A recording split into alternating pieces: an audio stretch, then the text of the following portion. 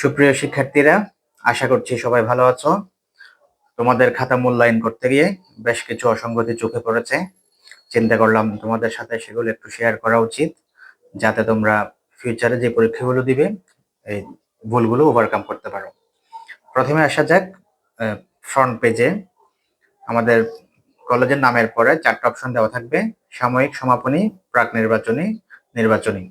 তাহলে আমরা 4টা অপশন থেকে যে পরীক্ষাটা আমরা দিচ্ছি অবশ্যই সেটা টিক মার্ক দিব ছোট করে উপরে। এটা ছিল সাময়িক পরীক্ষা। অনেকেই টিক মার্কটা দিতে ভুলে গেছে বা পাশে দিয়েছে, যেটা উপরে দিলে স্মার্ট এবং দৃশ্যমান হয়। তারপর অপশনগুলো ফিল আপ করার সময় পরীক্ষার্থীর নাম, রোল নাম্বার আমরা খেয়াল করব কোলনের পরে ডটগুলো কোথায় দেওয়া আছে।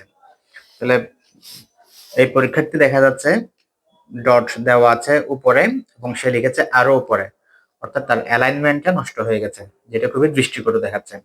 আমরা খেয়াল করব যদি ডটগুলো উপরে থাকে আমাদের লেখা নিচে আসবে, এবং ডটগুলো যদি নিচে থাকে আমাদের লেখাটা উপরে যাবে। তখন অ্যালাইনমেন্ট ঠিক থাকবে এবং জিনিসটা দেখতে স্মার্ট লাগবে। তারপর এখানে বেশ কিছু অপশন রয়েছে, আমরা মাথা ঠান্ডা রেখে অপশনগুলো ফিল আপ করবো। কোনো রকম আতঙ্কিত হওয়ার দরকার নাই।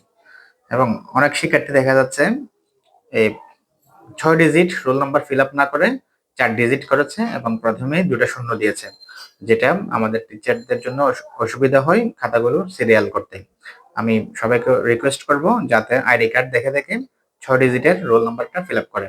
এবং টেকনিক হচ্ছে আমরা ডান পাশ থেকে ফিল আপ করবো, তাহলে আর ভুল হওয়ার সম্ভাবনা নাই। এবার একটু আরেকটা হচ্ছে, যদি আমরা বৃত্ত ভরাট করতে গিয়ে কোনো ভুল হয়ে যায় আতঙ্কিত হওয়ার কিছু নাই। আমরা ঠিক বৃত্তটা ভরাট করব এবং যেটা ভুল হয়েছে সেটা একটা ক্রস করে দিব। আতঙ্কিত হওয়ার বা টেনশনের কিছু নেই। আমরা একটু খাতার ভিতরের অংশে যাই। তাহলে এটা কিন্তু বেশিরভাগ শিক্ষার্থী করে থাকে এই নাম্বারের পাশাপাশি অ্যান্সার। এটা কিন্তু তোমাদের এটা হচ্ছে উত্তরপত্র, মানে এই খাতায় যা আছে সব উত্তর, আলাদাভাবে অ্যান্সার লিখে লিখে সময়টা নষ্ট করেছে। এটা কোনো মানে নাই। এভাবে যদি আমরা 10টা অ্যান্সার করতে চাই তাহলে 10 100টা অ্যান্সার অতিরিক্ত লিখতে হয়। তাহলে এই 100টা অ্যান্সার না লিখে কিন্তু আমরা একটা ভালো মানের প্যারাগ্রাফ লিখতে পারি। তাহলে এটা একটু খেয়াল রাখবো, এই অ্যান্সারটার কোনো দরকার নাই, শুধুমাত্র আমরা উত্তরটা লিখবো। আর একটা খাতা দেখি, এই পরীক্ষার্থী প্রত্যেকটা অ্যান্সার লেখার পর একটা একটা ডট দিয়েছে, ফুল স্টপ। এটা কিন্তু একটা রং ওয়ে। তাহলে ফুল স্টপ কিন্তু বসে সেন্টেন্সের শেষে, ওয়ার্ডের শেষে না। তাহলে ফুল স্টপের কোনো মানে নাই, যেটা বাংলাদেশে খুবই দুঃখজনকভাবে সবাই ভুল করে থাকে। সেটা হচ্ছে কি answer to the question number 1। এখানে এটা খুবই কমন মিস্টেক, আমাদের অনেকেই বলতে 90% স্টুডেন্ট এই জিনিসটা ভুল করে। তাহলে 1 নাম্বার প্রশ্নের উত্তর ইংলিশ হচ্ছে আনসার টু কোয়েশ্চেন নাম্বার 1। দা হবে না। কেন হবে না? কারণ কোয়েশ্চেন নাম্বার 1 এটা প্রপার নাউন হয়ে গেছে। এখানে আর পার্টিকুলার করার কিছু নাই বা নির্দিষ্ট করার কিছু নাই। দা দেওয়াটাই হচ্ছে কি ভুল, কারণ 1 নাম্বার প্রশ্ন ইংলিশ হচ্ছে কোয়েশ্চেন নাম্বার 1। তাহলে প্রপার নাউনের আগে দি বসে না। যেমন আমার নাম ফরহাদ, ফরহাদ ইংলিশ ফরহাদ, দা ফরহাদ হবে না। বা চিরাগং ইংলিশ চিরাগং, দা চিরাগং হবে না। আমরা আরো কয়েকটা খাতা দেখি। এটা একটা ব্যাড প্র্যাকটিস, বিশেষ করে মেয়ে শিক্ষার্থীরা এটা করে থাকে, বিভিন্ন রকমের কলম দিয়ে লিখে। তাহলে এই যে কলম পাল্টালো, আবার স্কেল নিল, আবার স্কেলটা বসালো, 2টা মার্জিন করলো। তাহলে এখানে যদি দাগটা একটু বাঁকা হয় কোনো সমস্যা নাই, দাগ বাঁকা হওয়া সোজা হওয়া কোনো নাম্বার নাই। এখানে যে বারবার কলম পাল্টাইলো, এটা কিন্তু টাইম কিলিং। তাহলে এগুলোর কোনো আসলে মানে হয় না। বিভিন্ন রকমের কলম, যিনি খাতা মূল্যায়ন করবেন উনি অবশ্যই তোমাদের খাতাগুলো পরেই মূল্যায়ন করবেন। এখানে বিভিন্ন রকমের কালের জন্য কোনো রকমের নাম্বার অতিরিক্ত দেওয়ার সুযোগ নাই।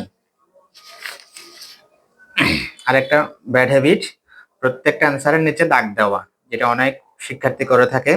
তাহলে এই দাগগুলোর কোনো মানে নাই। এখানে আমি এ নাম্বার পার্ট, দাগ দিয়ে পার্ট লিখলো যে নাম্বার, দাগ না দিয়ে পার্ট লিখলো একই নাম্বার, তাহলে সে দাগও দিয়েছে ফুল স্টপও দিয়েছে।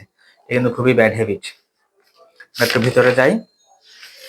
আর একটা জিনিস, সে 10টা অ্যান্সার করেছে বা অ্যান্সার করার জন্য সে লিখেছে, তাহলে যদি আমরা 5টা এই পাশে এবং 5টা এই পাশে লিখি, তাহলে লেখাটা আমার খাতাটাও সাশ্রয় হলো এবং আমার লেখাটাও গোছানো হলো। এখন জিনিসটা দৃষ্টিকর মনে হচ্ছে, খাতার এই অংশে পুরোটা খালি আছে।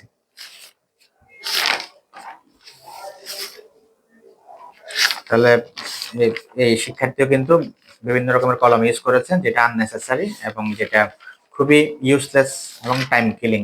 এটা আশা করছি আমাদের শিক্ষার্থীরা এগুলো বুঝতে পারবেন। একটা শেষ, যেটা আমাদের মূল খাতা শেষ হওয়ার পর আমরা সবাই, যিনি পরীক্ষার হলে থাকে, ওনাকে বলি স্যার এক্সট্রা পেজ দেন। এটা কিন্তু একটা বিশাল মিস্টেক, এটা আমরা খেয়াল করি না। ওয়ার্ডটা হবে এডিশনাল পেপার বা অতিরিক্ত কাগজ বাংলায়। তাহলে এক্সট্রা পেজ কেন হবে না, এটা আমরা অনেকেই অজান্তে বলে ফেলি।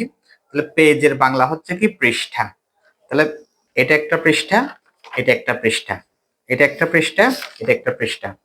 এবার তোমরাই বলো পেজ লাগবে নাকি পেপার লাগবে। তাহলে এটা হচ্ছে কি মূল পেপার, আর যেটা আমরা পরে নেব সেটা হচ্ছে কি এডিশনাল পেপার।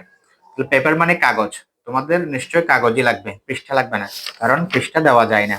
আমরা বলবো আজকে থেকে এডিশনাল পেপার বা লুজ শিট বা এক্সট্রা পেপার, বাংলায় হচ্ছে কি অতিরিক্ত কাগজ।